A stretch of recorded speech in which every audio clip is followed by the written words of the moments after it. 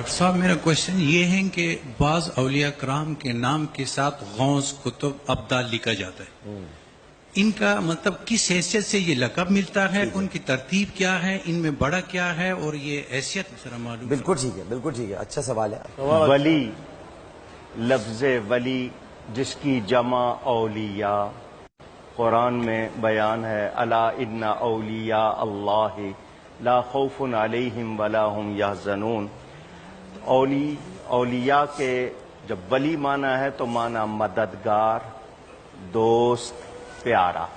جو پیارا ہوگا وہ دوست ہوگا، جو دوست ہوگا وہ مددگار ہوگا۔ یہ اولیاء میں مختلف نام اور عنوان ہیں۔ ایک تو ہوتے ہیں عام لوگ، کہیں 40 مسلمان جمع ہیں، ان میں ضرور کوئی ایک اللہ کا ولی ہوگا، بھلے اس کو معلوم بھی نہ ہو، یعنی اس کو وہ درجہ حاصل۔ ایک ہے اصحاب النوبہ، یہ ڈیوٹی والے ہوتے ہیں، اور جو دوسرے ہیں ان میں عام ولی سے جو آگے درجے چلتے ہیں وہ 31 تک مختلف بیان ہوئے ہیں۔ اس میں غوث ہے، قطب ہے، ابدال ہیں، اوتاد ہیں، اخیار ہیں، امنا ہیں، صدیق ہیں، نجبا ہیں، نقبا ہیں۔ پھر اس کے بعد آگے درجے جاتے ہیں تابعین تک، پھر تابعین سے آگے صحابہ تک، پھر ان صحابہ میں درجے، پھر انبیاء تک، پھر اولو العزم انبیاء تک، اور جہاں سب کے درجے ختم ہو جاتے ہیں وہاں سے میرے نبی کا درجہ شروع ہوتا ہے۔ تو یہ اولیاء میں غوث کے معنی فریاد رس۔ ایک قطب ہوتا ہے، ایک قطب مدار ہوتا ہے تمام کے لیے۔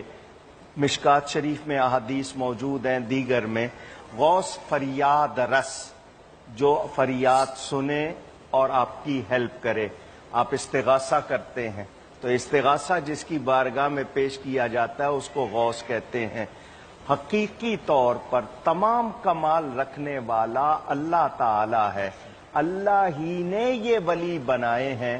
اللہ کو ضرورت نہیں ہے، ہمیں ضرورت ہے اللہ کا فیض پانے کے لیے ان کی۔ تو وتد کہتے ہیں میخ کو، جس کی جمع اوتاد۔ ان کی وجہ سے زمین پر یہ جو نظام قائم ہے، اور آپ دیکھتے ہیں کہ زمین کہیں وہ بگڑتی نہیں ہے، یہ ان کی وجہ سے۔ ابدال ہیں، ان کا بھی درجہ، یہ بدلا بدلتے رہتے ہیں اس لیے ان کو ابدال کہتے ہیں۔ جو قطب ہوتا ہے، جس طرح آپ کے ہاں کوئی سپر پاور بن جائے پورے ورلڈ کی، میں ملکوں کے حساب سے نہیں کہہ رہا ہوں، جس کے کنٹرول میں پورے ملک ہوں، اسی طرح یہ قطب ہوتا ہے، اس کے کنٹرول میں اللہ تعالیٰ دیتا ہے۔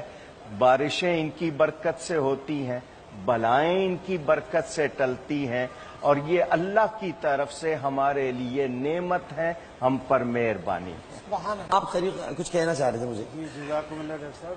بسم اللہ الرحمن الرحیم۔ اصل میں اختلاف کی کوئی بات نہیں ہوتی اور نہ ہی اختلاف پیدا ہوتا ہے۔ اختلافات وہاں ہوتے ہیں جب ہم قرآن و سنت کو چھوڑ کر اپنی رائے اور اپنی عقل پر ہم آتے ہیں۔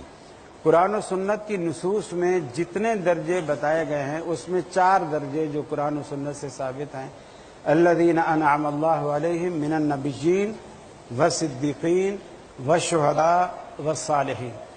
اس کے علاوہ اللہ رب العالمین نے کوئی تقسیم نہیں کی۔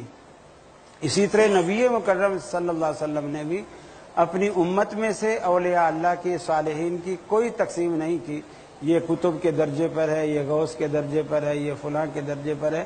یہ سب لوگوں نے بنائے ہیں، اللہ رب العالمین نے کوئی بھی نہیں بنایا ہے، نبی کریم نے اس کی کوئی تصدیق نہیں کی ہے۔ دنیا میں غوث صرف اللہ ہے، اللہ کے سوا کوئی غوث نہیں۔ غوث قادر ہوتا ہے، اور جس کو لوگ غوث مانتے ہیں وہ عبد القادر ہے، قادر نہیں۔